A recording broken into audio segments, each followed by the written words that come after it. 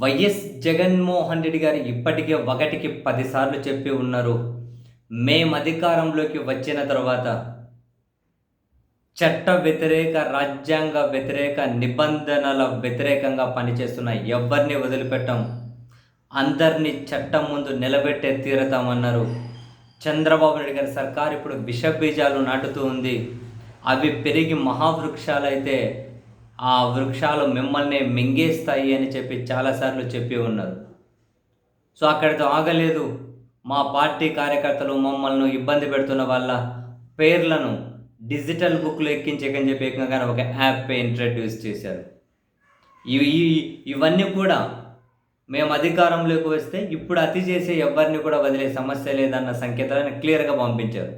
And at the same time తన మీదకు రాజకీయంగా అవసరం లేకున్నా, సందర్భం ఉన్నా లేకపోయినా నోరేసుకొని పడిపోయి చాలా తీవ్రంగా కీలకమైన స్థానాల్లో ఉండి కూడా తీవ్రంగా ప్రజలను మిస్లీడ్ చేసే విధంగా, జగన్ గారిని డిగ్రేడ్ చేసే విధంగా ఏ రాజకీయ నాయకులు ప్రస్తుత పాలకపక్షం వైపు నుంచి ఎవరైతే ఒంటికాల మీద లేస్తూ ఉన్నారో వాళ్ళను రాజకీయంగా ఇప్పటి నుంచో పూర్తిగా కార్నర్ చేయడం కోసం కూడా జగన్మోహన్ రెడ్డి గారు ఎక్కడ వెనకడుగు వేయడం లేదు.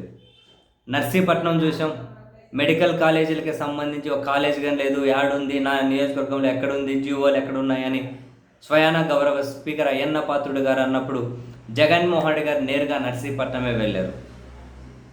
మరొక పక్క మంగళపూడి అనిత గారు హోంశాఖ మంత్రి గారు సమయం, సందర్భం ఉన్నా లేకపోయినా ఇప్పుడు వాళ్ళ పాలకపక్షంలో ఉన్న వాళ్ళ పెద్దలను ప్రసన్నం చేసుకోవడం కోసం నోటికి ఏదొస్తే అది ఆ మేడం మాట్లాడుతూ ఉన్నారు.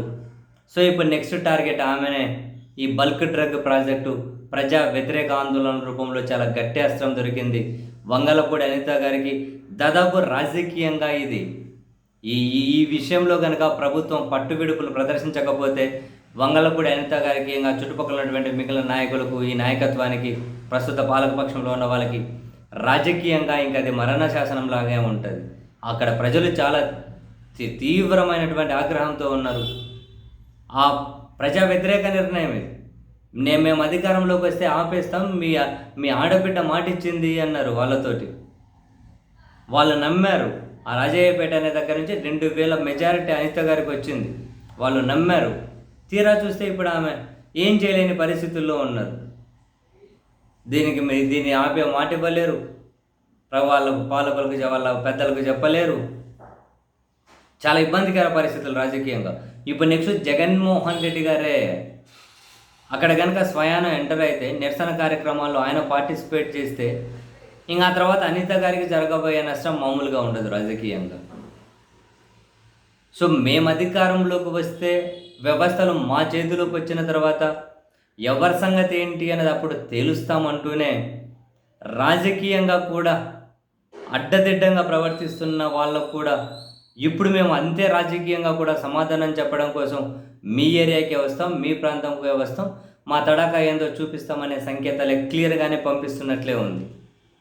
సో ఒకటైతే ఫ్యాక్ట్, ఇప్పుడు రాజకీయం ప్రజా వ్యతిరేక ఆందోళనలు చేయడం కోసం ఏ స్థాయి వరకైనా వైసీపీ సిద్ధపడుతుంది, జగన్ గారు సిద్ధపడుతూ ఉన్నారు.